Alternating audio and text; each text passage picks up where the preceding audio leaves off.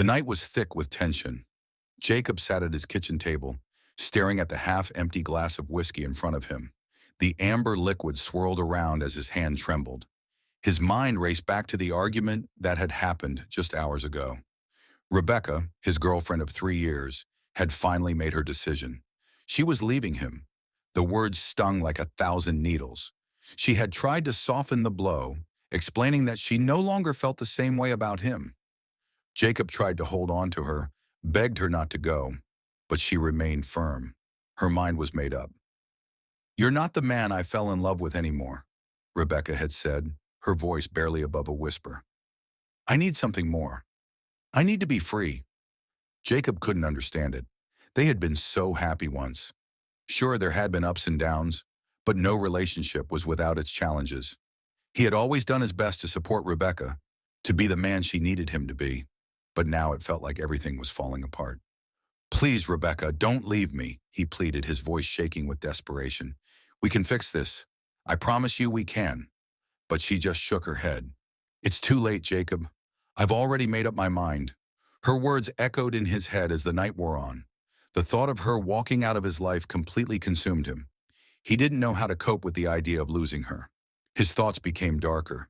He couldn't stand the idea of her being with someone else, of her leaving him behind like he was nothing. His anger flared, but he quickly pushed it aside, trying to focus on his reasoning. Yet deep down, he knew. He knew that if he couldn't have her, no one else would. The clock ticked past midnight, and Jacob found himself standing by the window, staring into the darkness of the night. His heart pounded, and his hands shook uncontrollably. He had been to the gun store earlier in the week, just to look around. But tonight, it was different. He had never felt so out of control, so desperate. Rebecca had left her things behind in her rush to pack. She hadn't even taken her keys or phone. It was like she had been ready to walk away forever. Jacob stood up from the table, his mind made up. He grabbed the gun that had been tucked away in a drawer. It felt cold in his hand, but at the same time, it gave him a strange sense of power. He needed to make her understand. She couldn't just walk out on him without consequences. He had to make her stay, by any means necessary. By the time Rebecca returned to her apartment to pick up her things, Jacob was already waiting for her. When she stepped through the door, her face softened in surprise, but there was no joy in her eyes, only sadness. "I told you I didn't want this, Jacob," Rebecca said, her voice trembling. Without warning, Jacob pulled the trigger. The sound of the gunshot echoed in the small apartment, followed by a deafening silence. Rebecca collapsed to the ground, blood pooling around her as her body went limp. Jacob stood there, staring at her lifeless form, his heart racing. His mind went blank. The weight of what he had just done began to settle in, but it was too late to turn back now. As he stood over Rebecca's body, Jacob realized that the moment he pulled the trigger, everything had changed. His world had crumbled. What he had thought would bring her back was now the final act of destruction. But what Jacob didn't know was that this was only the beginning. There were forces at play that he couldn't even begin to understand. The investigation that would follow would uncover the truth and reveal a web of lies, betrayal, and secrets that no one could have anticipated. The morning after the shooting, the apartment was eerily quiet. Jacob had spent the night sitting in a chair, staring at Rebecca's lifeless body. He didn't know what to do next. The realization of what he had done kept repeating in his mind like a broken record. He couldn't undo it, no matter how hard he tried. His hands were stained with Rebecca's blood, and no matter how many times he wiped them, it wouldn't come off. The weight of the gun in his hand had become unbearable. He had no plan. He had no escape. The only thing that filled his mind was how to hide the truth. He couldn't face what would come next, the law, the questions, the accusations. But what choice did he have? There was no turning back now. His thoughts scattered in all directions. He thought about fleeing the city, running far away, starting over, but the fear that someone might catch him kept him paralyzed in place. He couldn't even bring himself to leave her there. The sight of her, dead, cold, tore through his conscience. He picked up his phone, his hands shaking as he dialed a number. The voice on the other end was calm, familiar. "Jacob? What's wrong?" "You sound strange," said his best friend David. I I've done something bad, Dave. I need your help. Tell me what happened. Jacob tried to explain the horror he had just committed, but the words didn't come out right. He was too frantic, too overwhelmed. The guilt, the fear, it choked him. David listened quietly, his silence on the other end of the line filling Jacob with dread. Finally, David spoke. Jacob, listen to me. You need to leave that place. Right now. I'll help you cover this up. You know I'll do anything for you. Just come to me. Jacob hung up the phone and stared at Rebecca's body for a moment longer. The room seemed to close in around him, the walls pressing in on his chest. He grabbed a few of her things, including her purse and phone, and quickly stuffed them in a bag. He knew that the police would start asking questions soon, and they would look for the missing woman. Before he left, Jacob took one last look at her beautiful face twisted in horror, eyes wide open in death. He felt no remorse in that moment, only a numbness.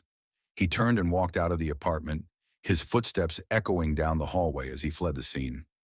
Later that morning, at around 9 a.m., Rebecca's best friend Sophie received a call from the building manager. The manager had tried to reach Rebecca several times after she didn't show up for work, and after receiving no response, she had gone to check on her. The door had been unlocked, and Rebecca's purse was found inside. Sophie felt a sinking feeling in her stomach when the manager told her what they had found. Is everything okay? Sophie asked, her voice trembling. The manager hesitated before answering. We need the police to check something. There's a body. Sophie's heart dropped. She rushed to Rebecca's apartment, unable to stop the thoughts racing through her mind. The door was wide open when she arrived. The manager was standing in the hallway, her face pale, eyes wide with fear. Sophie pushed past her, frantic to find her friend, but what she saw inside the apartment stopped her in her tracks. Rebecca's body lay in the middle of the floor, lifeless, blood pooling around her. Oh my God, Sophie whispered, falling to her knees. The police were called, and soon the apartment was swarming with officers. They took initial photographs and bagged evidence, and it wasn't long before the detective in charge arrived on the scene. His name was Detective Alexander Price, a seasoned investigator with years of experience in violent crimes. He stepped into the room with a quiet, measured air, surveying the scene with sharp eyes. The victim, Rebecca, had been shot once in the chest at close range. There were no signs of struggle, no signs of forced entry. The apartment was in disarray, but nothing appeared to be missing, suggesting that robbery wasn't a motive. It was clear that this was personal. Detective Price knelt by Rebecca's body, inspecting the position of the shot. His mind was already at work, processing the clues. The building manager, Sophie, and a few of Rebecca's neighbors were interviewed, but no one had seen anything unusual. Sophie, devastated by the loss of her best friend, could hardly speak, but the one thing that stuck out to Detective Price was a detail that Sophie had mentioned in passing. She was supposed to meet Jacob last night, Sophie said, voice cracking. But she called me and said she needed time. She told me she was ending things with him. The detective's ears pricked up at the mention of Jacob's name. It wasn't unusual for relationships to end in violence, but this detail felt important. Do you have a way to get in touch with Jacob? Detective Price asked Sophie. Sophie nodded, tears streaming down her face as she fumbled for her phone. She found Jacob's number and handed it over to the detective. Detective Alexander Price sat in his car, parked a few blocks from Jacob's apartment. The morning had unfolded quickly, and he had already begun to piece together the story. Rebecca's death had shaken him more than he had expected. He had seen countless murders in his years as a detective, but this one felt different. The absence of a struggle, the precise nature of the shot, and the chilling detail that Rebecca had tried to break up with her boyfriend the night before, all pointed to one thing. This wasn't a random act. This was personal. Jacob Turner had been Rebecca's boyfriend for 3 years. The initial reports from Rebecca's friends painted a picture of a relationship that had once been happy but had deteriorated over time. Sophie, Rebecca's best friend, mentioned how the couple had been having problems for months, though she didn't know the specifics. Rebecca had been distant, withdrawn, and seemed to pull away from Jacob little by little. Detective Price was accustomed to the mess that relationships could leave behind, but he felt a sense of urgency in this case. He had no doubt that Jacob was involved, But he needed more than just a hunch. He needed evidence. Price had the phone number for Jacob, provided by Sophie, and he immediately dialed it. His call went straight to voicemail. Jacob, this is Detective Price. I need to speak with you regarding the death of Rebecca Harris. Please contact me as soon as possible. The voicemail was short and to the point, but Price knew he needed to tread carefully. Jacob hadn't yet been placed under suspicion, but the circumstances were too suspicious to ignore. He glanced down at the address for Jacob's apartment and decided to pay him a visit. If Jacob was hiding something, the detective would find it. Jacob sat in his apartment, pacing back and forth. The walls felt like they were closing in on him. His phone had been buzzing for the past hour, and he hadn't answered a single call. He knew what this meant. The police were already investigating Rebecca's death. They would be looking for him. He wasn't ready to face them yet. He couldn't. He hadn't even begun to think about what he would say when the police came knocking. The guilt gnawed at him, but it was overshadowed by the fear of being caught. His thoughts were interrupted by a knock at the door. Jacob froze. He wasn't expecting anyone. The knock came again, louder this time, followed by a voice from the other side. Jacob Turner? This is Detective Alexander Price. We need to talk. Jacob's heart skipped a beat. His worst fear had just materialized. He took a deep breath, wiping the sweat from his palms. He tried to steady his breath as he slowly approached the door, his mind racing with thoughts of how to respond. Should he lie? Should he run? Or should he face the truth? There was no turning back now. Jacob opened the door to find a tall man in his late 40s standing in the hallway, a badge visible on his belt. His eyes were steady and sharp, and his demeanor suggested that he wasn't easily intimidated. Detective Price, Jacob said, trying to sound calm despite the pounding in his chest. What is this about? I need to ask you a few questions about your girlfriend, Rebecca Harris, Price said, his voice low and measured. We understand she passed away last night. We'd like to know where you were and what happened. Jacob's stomach twisted. He didn't know how to respond. Should he act surprised? Should he deny any involvement? Every instinct told him to protect himself, to keep the truth buried. I don't understand. Rebecca's dead, Jacob stammered, his voice betraying him. How? What happened? Price studied him closely. He could tell that Jacob was nervous, but was it guilt or just shock? It was hard to say. We believe she was murdered, Jacob, Price replied, his tone unwavering. She was shot in her apartment, and we know you were there last night. We need to know exactly what happened. Jacob felt a cold sweat break out on his forehead. He could feel his pulse in his ears, the sound of it deafening in his mind. He hadn't prepared for this moment. He didn't have a story ready, and the pressure was building. He had to think fast. I don't know what you're talking about, Jacob said, trying to mask his fear with confusion. I wasn't there. I don't even know how she died. I haven't seen her since we argued last night. Detective Price's eyes narrowed. The lie was too obvious. The story didn't add up. Rebecca had been seen leaving her apartment earlier that evening, and there was no way she would have gone back to confront Jacob if she didn't have a reason. I see, Price said, his voice still calm, but there was an edge to it now. We have witnesses who can place you near her apartment last night, Jacob. It's better if we talk honestly about what happened. You don't want to make this worse for yourself. Jacob swallowed hard. Jacob sat on the edge of the couch, his hands shaking as they gripped the armrest. Detective Price had stepped into the apartment, carefully observing everything. The small, cluttered living room, the faint scent of stale alcohol lingering in the air, and the tension that Jacob was practically radiating. The detective could see it in his eyes. The panic, the fear, the guilt. I didn't mean for this to happen, Jacob repeated, his voice trembling. I swear to you, I didn't mean to kill her. Price remained silent for a moment, allowing Jacob's words to hang in the air. He had heard similar confessions before, guilt-stricken men who had committed a crime in a fit of rage, only to regret it once it was too late. It was a pattern. But this case felt different. Jacob's reaction didn't quite match the story he was telling. Jacob's eyes flickered toward the window. The sun had started to dip lower in the sky, casting long shadows over the room. The sense of impending doom was palpable. You need to tell me exactly what happened, Price pressed. His tone wasn't harsh, but it carried the weight of authority. No more half-truths. What did you do after you shot Rebecca? Jacob swallowed hard. His mind flashed back to the night of the argument, the feeling of Rebecca pulling away from him, the words she had said. I'm leaving you, Jacob. I'm done. Those words echoed in his ears like a taunt. He couldn't let go of them. He couldn't let go of her. He didn't want to lose her. He wouldn't. I didn't know what else to do, Jacob began, his voice shaking. She was about to leave me, and I couldn't handle it. She told me she didn't love me anymore, that she wanted out. I begged her. I begged her to stay, but she was so cold. She just didn't care. Price took a slow breath, choosing his words carefully. And then? Jacob's eyes filled with tears, but he wiped them away quickly. His breathing quickened as he relived the moment.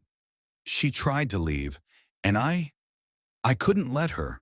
I couldn't just watch her walk away, so I grabbed my gun. I didn't mean to shoot her. I just wanted to stop her from leaving. I thought if I could scare her, if I could make her understand how much I loved her, maybe she'd stay. But I couldn't stop myself. The next thing I knew, she was on the floor, bleeding, and I didn't know what to do. Detective Price was silent for a long time. His eyes remained fixed on Jacob, studying his every movement, every word. The detective could see the regret, but he also saw something else, something darker, a sense of ownership. Jacob had been desperate to keep Rebecca, but his desperation had crossed the line into something far more dangerous. So, after you shot her, what did you do? Price asked. Jacob looked down at his hands, his fingers trembling. I panicked. I didn't want anyone to find out. I thought if I could just make it look like she left, maybe the police wouldn't suspect anything. So I took her phone and her purse, and I went through her stuff. I didn't even know why. I didn't want anyone to know she was gone. I wanted to believe that maybe she was still alive, that I hadn't really killed her. Price listened intently, noting every detail. It was clear that Jacob was emotionally unstable, but the detective wasn't buying the whole panic excuse. He had handled cases where suspects were genuinely remorseful, but this felt like a man trying to cover up a crime. What did you do next? Price asked, pressing for more information. I left. I didn't know where to go. I couldn't stay there with her body. I was too scared. So I went back to my apartment and I stayed there. I didn't go anywhere else. Price took a deep breath. You left her there, Jacob. You didn't call for help. You didn't try to save her. You just ran. Jacob's head snapped up. I didn't run. I didn't mean for any of this to happen. I swear, detective, I didn't mean to kill her. Price's patience was running thin. I understand you're upset, but let me tell you something, Jacob. Everything about this screams premeditated. You had the gun. You knew what you were doing when you pulled the trigger, and you left her body there to rot. Jacob's face twisted in anguish. No, it wasn't like that. I didn't plan it. I didn't think I would kill her. It was a mistake. It was all just a mistake. Price stood up, walking around the small apartment, his eyes scanning the room for any signs of deception. The gun, the way Jacob was acting, it didn't add up. There was more to this story. Jacob was hiding something. I'm going to ask you one more time, Price said, his voice cold. Did you leave anything out? Was there something else you did after you shot Rebecca? Did you have help? Jacob froze. His eyes darted to the door, to the window, anywhere but at Price. The detective could see that something had shifted in him. He was starting to crack. I didn't have help, Jacob said, his voice barely above a whisper. Detective Price returned to the station after his interview with Jacob, his mind still piecing together the various aspects of the case. Jacob's confession was incomplete. Too much was left unsaid. Price knew that murder didn't just happen out of nowhere, especially not in a relationship that had lasted for years. There were triggers, motives, and, in many cases, secrets hidden beneath the surface. He needed to uncover those secrets. The interrogation had given Price a few clues, Jacob had been obsessed with keeping Rebecca in his life. That much was clear. But something didn't sit right about the way he told his story. His insistence that the killing was a mistake seemed forced, almost rehearsed. And Jacob's claim that he had acted alone was highly suspect. He was hiding something, perhaps not directly involved in the murder, but certainly covering something up. There had to be more to the story. Price knew he needed to dig deeper. So his next move was to investigate Jacob's history and relationship with Rebecca. At the station, Price called in a team to search through Jacob's apartment. They found the gun, a 9mm pistol, hidden in a drawer just like Jacob had described. But what struck Price was the absence of a proper legal permit. Jacob hadn't registered the firearm. This was a detail Price had anticipated, but it still confirmed Jacob's recklessness. The team also discovered Rebecca's phone, still in Jacob's possession. They analyzed its contents, pulling up text messages and call logs. Price's heart sank when he saw the series of messages between Rebecca and Jacob leading up to the night of her death. "Jacob, I need to talk to you. We need to end things," one message read. It was sent late in the evening, just hours before Rebecca was killed. The message was cold, direct, and final. Rebecca had been clear in her intent. She was breaking up with him. Another message from Jacob followed almost immediately. "Don't do this. Please don't leave me. I'll change. I swear. You don't know what you're doing." There were several more desperate messages from Jacob pleading with Rebecca, each more frantic than the last. Rebecca's final response was blunt and final. "I've made up my mind. I'm done, Jacob." The tone of Rebecca's messages suggested a relationship filled with tension, but it also made it clear that she had been trying to distance herself for a while. She had made up her mind to leave, but Jacob couldn't accept it. Price frowned as he read through the messages. He could feel the pressure building. Jacob had been rejected by the one person he'd clung to for years, and that rejection seemed to have pushed him over the edge. The investigator's next step was to look deeper into Jacob's history. He was no stranger to the darker sides of human behavior, and something about Jacob's desperation and sudden violence suggested a deeper issue, perhaps an obsession or an unhealthy attachment. Price requested background checks on Jacob's previous relationships and spoke with anyone who might have known him before he got involved with Rebecca. The results were revealing. Jacob had a history of controlling behavior, though it hadn't been as obvious at first. His ex-girlfriends described him as clingy and jealous. One ex recalled how Jacob would often show up uninvited at her work, watch her every move on social media, and frequently accuse her of cheating without any proof. Another ex mentioned that Jacob had once threatened to hurt himself when she tried to break up with him, and only after she stayed with him did the threats stop. The pattern was clear. Jacob couldn't handle rejection. But what about Rebecca? What made her so important to him that he would go as far as to kill her? What had he done to her that made her feel trapped? The next morning, Detective Price visited the building where Rebecca had lived. He wanted to talk to anyone who might have seen something unusual around the time of the murder. As he spoke with neighbors and the building manager, one conversation caught his attention. A tenant on the second floor, an elderly woman named Mrs. Arnett, recalled seeing Jacob in the hallway late the night Rebecca was murdered. She hadn't seen him go into the apartment, but she had noticed him pacing outside, looking anxious. She described his behavior as strange and mentioned how he was mumbling to himself.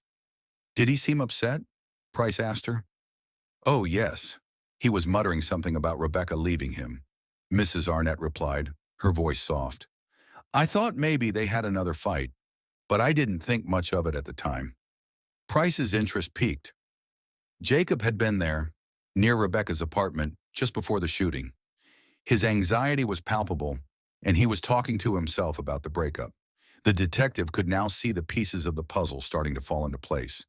Back at the station, Price sat in his office, staring at the evidence he had gathered.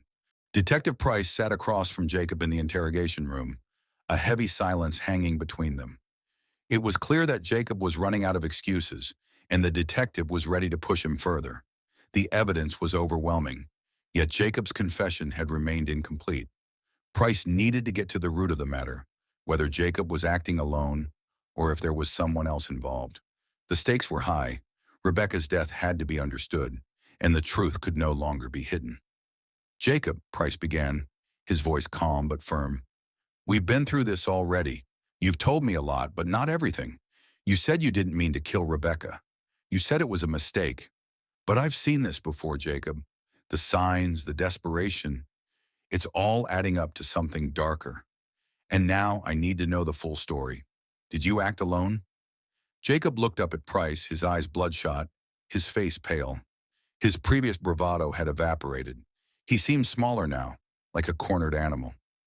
The weight of his own actions was starting to settle in, but there was still resistance in him, an unwillingness to fully admit the depths of what he had done. I don't know what you want from me, Jacob mumbled, his voice weak. He clenched his hands in his lap. I already told you. I didn't mean to hurt her. I just wanted her to stay. Price leaned forward, placing a file on the table between them. He opened it slowly, letting Jacob glance at the photographs of Rebecca's lifeless body, the bloodstains on the floor, and the scene from the apartment. The crime scene was etched in Jacob's mind now. He couldn't escape it. Jacob, look at the pictures. This wasn't a simple argument gone wrong. You shot her, and when you realized she was dead, you panicked. You tried to cover your tracks. You left her there. You didn't call for help, and you took her phone, her purse, to make it look like she left willingly. You tried to erase the truth, but the truth doesn't go away that easily. Jacob's face tightened. I didn't mean to do that. I didn't want her dead. I was just so angry. I was out of control. Price nodded slowly. Anger, jealousy, obsession. It's all part of the story, Jacob. But it's not the whole story. You weren't acting alone, were you? Jacob's eyes darted away from the detective's piercing gaze. The room seemed to shrink around him. He opened his mouth as if to say something, but no words came out.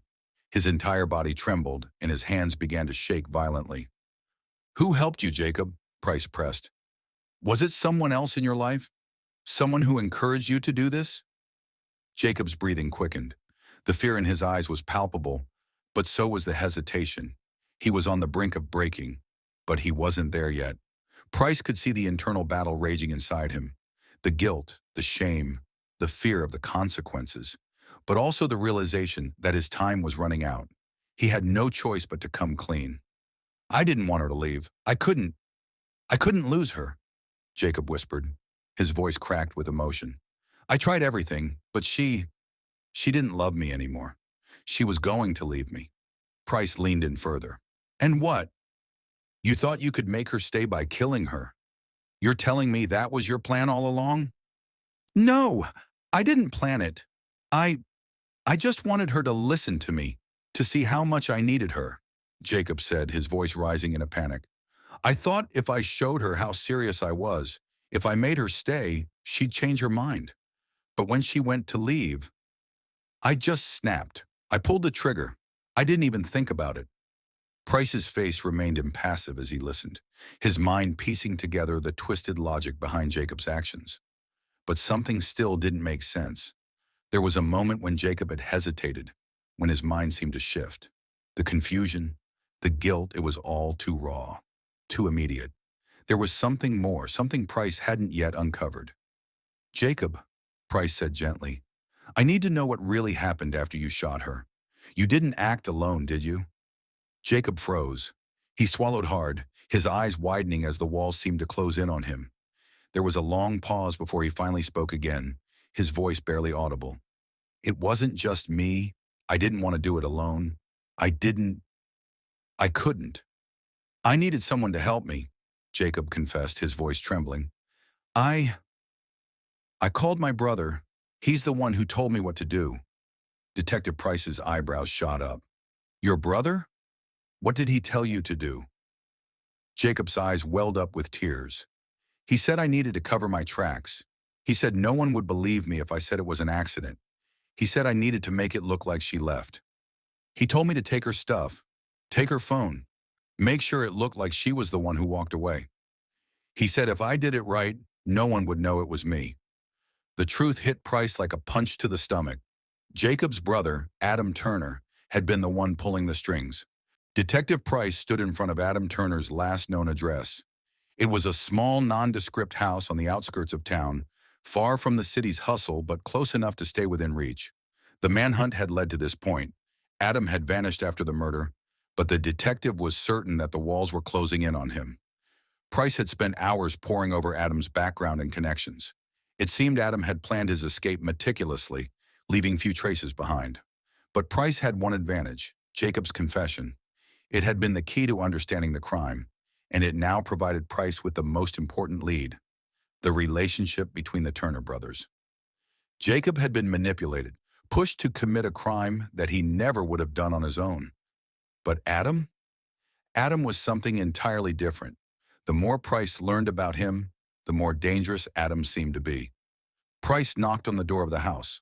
No answer. He knocked again, harder this time, his patience wearing thin. The sun had dipped below the horizon, and the neighborhood was eerily quiet. Just as he was about to turn away, a faint voice called out from inside. "Who is it?" "It's Detective Price," he responded firmly. "I need to speak with Adam Turner." The door creaked open slowly, revealing a middle-aged man with graying hair and a rough look to his face. He was no stranger to the law. His eyes gave it away. The man didn't seem surprised to see Price standing there. "I'm Adam Turner," he said flatly, his voice cold. "What do you want?" Price didn't waste time. "I need to talk to you about your brother Jacob and the murder of Rebecca Miller." Adam's expression didn't change. He didn't flinch, didn't seem at all alarmed. Instead, he looked at Price with an almost calculating gaze. For a moment, the silence stretched out. Then Adam stepped aside, motioning for the detective to enter. Inside the house, the atmosphere was tense, like a place that had been abandoned too long, yet still felt the presence of its former occupant. There were boxes and unpacked belongings scattered around. Adam wasn't staying here long, but he was still around. Price took a seat in a dusty armchair, his eyes scanning the room as he waited for Adam to sit across from him. "You're not going to find him, Detective," Adam said finally, his tone dripping with arrogance. "Jacob's already told you everything he can. What more do you want?" Price stared at him, measuring his every word. "I want the truth, Adam. I know what you did. You manipulated your brother into committing murder, and I'm here to make sure you face the consequences for that." Adam's lips curled into a smirk. He didn't seem afraid. He didn't seem guilty. He seemed detached. "You're wrong," Adam replied, his voice cold and even. "Jacob was weak. I just gave him the push he needed. If he wasn't so spineless, he would have done it himself. But he needed help. He always has. He couldn't handle losing someone like her. She was too good for him. She was always too good for him." Price leaned forward. "So you convinced him to kill her? You told him to shoot her?" Adam shrugged nonchalantly, as if it were a trivial matter. "I told him he needed to show her how serious he was. She was always stringing him along, making him feel like he wasn't enough. She never respected him. She was always talking about leaving. I just gave him the idea that if he didn't do something about it, she'd walk away forever." "Is that what you really believe? That Rebecca had it coming?" Price's voice had a hard edge to it now. He couldn't understand the coldness in Adam. Adam's smirk widened. "It doesn't matter what I believe. What matters is that Jacob followed through. He wasn't strong enough to handle the rejection, and I helped him with that. I didn't force him to do it. I just gave him the idea, told him to cover it up, to make it look like she left on her own. A crime of passion, you know. You think I'd get caught in all this?" "No, I've been smarter than that." Price's heart raced with anger, but he kept his composure. "You played with your brother's emotions. You manipulated him, and now a woman is dead because of it. You're going to answer for that, Adam." Adam laughed bitterly, but there was no humor in it. "You think I'm afraid of prison? You think I care about some little girl's death? You don't know anything about me, Detective. I've been living with the consequences of my actions for a long time. I don't fear the law. I've always been one step ahead." Price took a deep breath, his mind racing through the next steps. Adam's nonchalance was unsettling, but it confirmed what he already knew. Adam had used his brother as a pawn in a dangerous game, and now he had to pay the price. "I don't need to know more, Adam," Price said, standing up and straightening his jacket. "I have enough to arrest you." Adam stood up as well, his expression hardening. You can arrest me all you want, detective,